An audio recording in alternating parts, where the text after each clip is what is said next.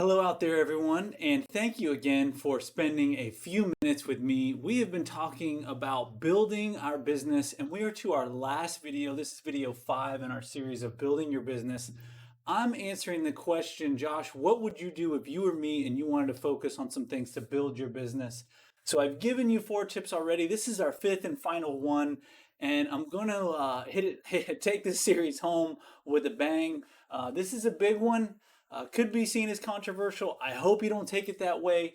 But one of the biggest factors I see that separates top producers, people that are on the path to become a top producer, and those that are not, is their ability to stay busy. There is so many benefits to staying busy, but if you really look at a few of them that stick out to me, I'm going to tell you that when you're busy, you don't have a lot of time to be distracted or communicate with, call it maybe other people that are not on the same path to being a high producer. So what do I mean by that? Here's what I mean. I find a lot of times someone's new, they come into our business, they're new, they're getting their backlog going, they don't have a lot to work on, so they have a lot of free time. Then they partner with someone else that has a lot of free time in the store. That person they partner with that also has a lot of free time, chances are is not producing at a high level either. Why? Because they have free time. So I will notice, I'm like, wow, this is good. I'm seeing this little partnership go where they're spending a lot of time with someone. What I would love them to spend time with is the $1 million producer that's in their store, their environment. But guess what? The $1 million producer is already busy. So we have a real difficult situation where you have to understand, hey, I need to stay busy. There's lots of benefits to this. A busy, focused mind is a productive, powerful mind.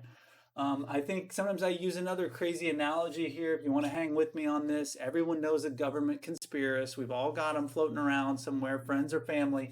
Chances are that if you have time to develop a highly construed government conspiracy theory, you have a lot of free time. You're probably on your hands to develop these sorts of theories.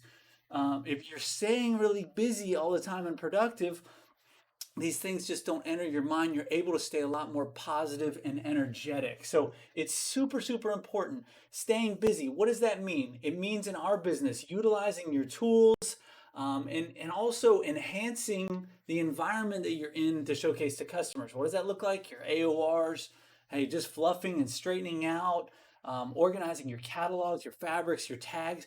Your tool set is right, so that when you have a client that comes in, you know what to work on, you know how to get down to business with them, and you know right where everything is. So the other big suggestion I'm going to say here is to utilize your tools and think about yourself the same way a doctor or a lawyer would think about their time. See, if I was a doctor, okay, I would be highly focused on spending as much time as I could with patients. Why? Because I don't make money unless I'm with a patient.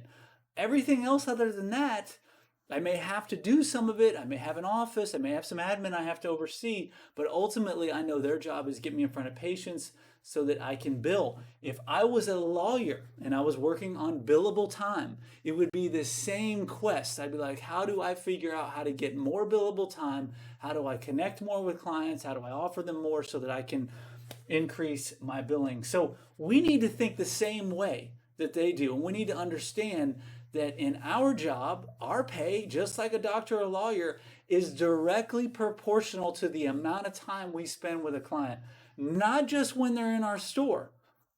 We also have tools to utilize that allows us to get in front of clients even when they're not present. And this is going to be a big differentiating factor in a lot of people's success, is how well they utilize getting more time in front of their clients even when they're not in their building. So some of the basics but obvious things, I'm just going to state them.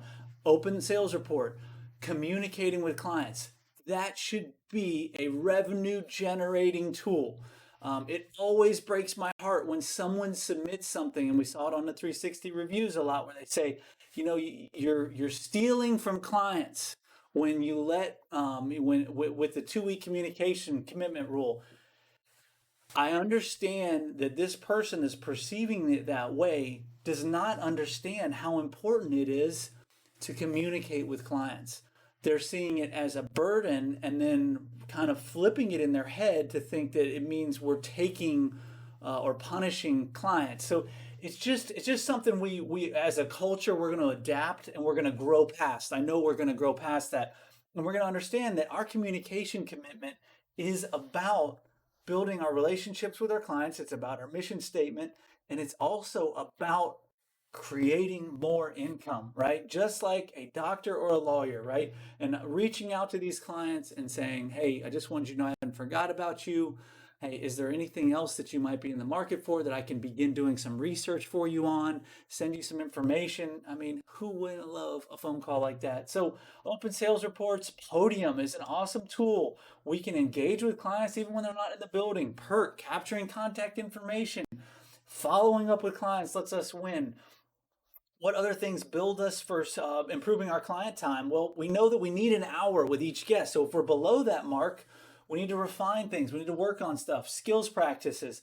IHD is a great way to grow client time. Those things take a long time. They also return a big, heavy investment. So working on our selling processes, whether we're talking about betting or whether we're talking about clients on the floor and utilizing our client discovery sheet, if we refine our process and use it, it's going to return for us big time. So one of the biggest ones, guys, that I wanted to close this series out with is you've got to come up with ways to keep yourself busy, focused, utilizing your tools, and maximizing your client time, both when they're in the building and when they're out of it. This one's a big challenge. I know you guys are up for it. Thanks as always for listening.